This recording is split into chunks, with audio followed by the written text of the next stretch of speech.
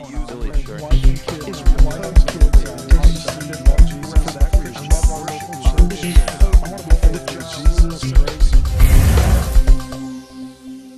For hosting us. The Heritage Foundation has a special place in my heart because way back in the day, I was an intern at the Heritage Foundation.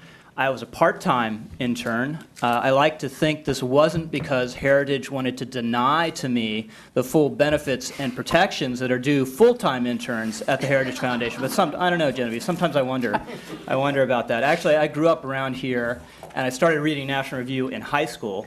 And I would smuggle issues of National Review into the classroom and hide them in my textbook and read them during class. So what Playboy magazine was to most American teenagers, National Review was to me. And I would record episodes of Firing Line, the TV program, of course, hosted by the founder of National Review, Bill Buckley, and obsessively focus on every detail of the argument and rewind to make sure I was following everything. So obviously, I wasn't a very well-adjusted or popular teenager, but enough about my personal problems. I just want to underline what Jim said at the end of his very able remarks, which is that the border crisis is not really just about the border. It's about a broader breakdown in the enforcement of our immigration laws in the interior. These folks who have been coming across the border in increasing numbers in recent months, they're not trying to evade Border Patrol agents.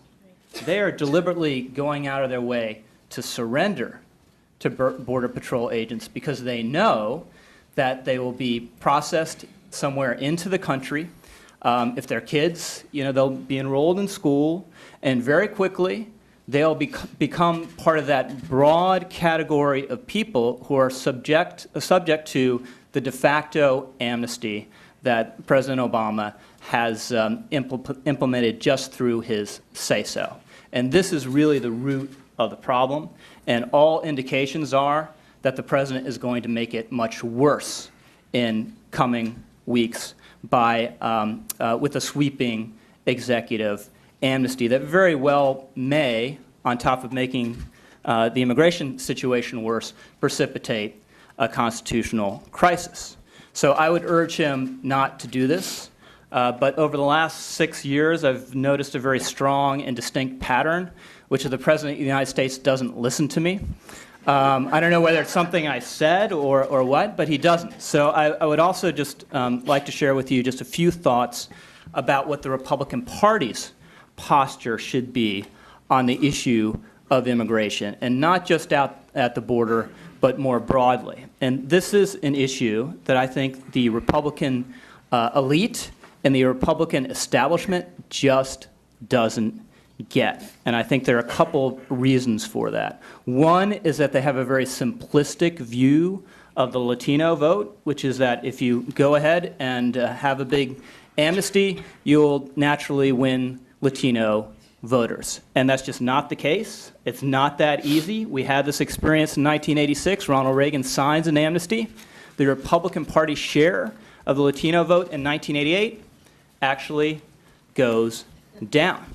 And I think a lot of the Republican elite shares the broader elite's disdain and condescending view towards people who think we actually don't need ever higher levels of immigration in this country. Earlier this year, during the debate over the so-called Boehner principles, when the House was still considering whether to take up comprehensive immigration reform, I had a conversation with a top Republican who will remain nameless, a conservative in good standing, and he said, we have to move forward on this because if we don't, then everyone will know the nativists have won. And apparently by his definition, most of the Republican Party are nativists and most of the country are nativists because survey after survey shows that people do not want higher levels of immigration of the sort we would have seen in the Gang of Eight bill. And finally, the Republican establishment is obviously very close to big business interests who are desperate for higher levels of low-skilled immigration, more guest workers, because they love the idea of cheap labor. And this really gets, for me, to the crux of the matter. I believe, with many of my colleagues who have been arguing this for a while now, that the Republican Party is over-invested in the entrepreneurial idea. Entrepreneurs are important. Financiers are important. Big business is important. But there are also people out there called workers. And I believe it's very important for the Republican Party to reconnect with its original founding ideal as a party that believed in the inherent worth of all labor, which means you have equal dignity as a worker, whether you're working sweeping the streets or whether you're Vice President of the United States. Okay, that might not be the best example. You probably have more dignity if you're sweeping the streets.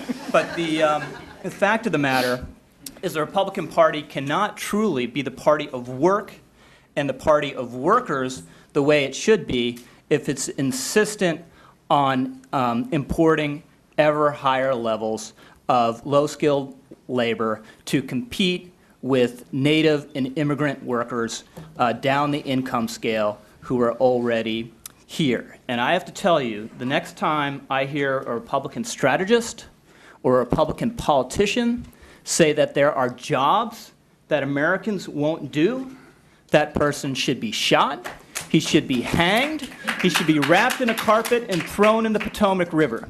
That's what they did to Rasputin. I think it was a different river, but let me tell you, it works. And the fundamental American attitude towards work is captured in a story about Calvin Coolidge's son. And it was after Calvin Coolidge had become president. Calvin Coolidge's son was out working in a hot field that summer. And some snotty kid came up to him and said, you know what, if my daddy was president of the United States, I wouldn't be out here working in this hot field. And Calvin Coolidge's son said, you know what, if your daddy was Calvin Coolidge, yes, you would. Now, that's the American attitude towards work. In 1861, the great founder of the Republican Party, Abraham Lincoln, said, whatever is calculated to advance the condition of the honest, struggling, laboring worker, I am for that thing. And it's long past time that the Republican Party realizes that mass, low-skilled immigration, whether it's legal or illegal, is not one of those things.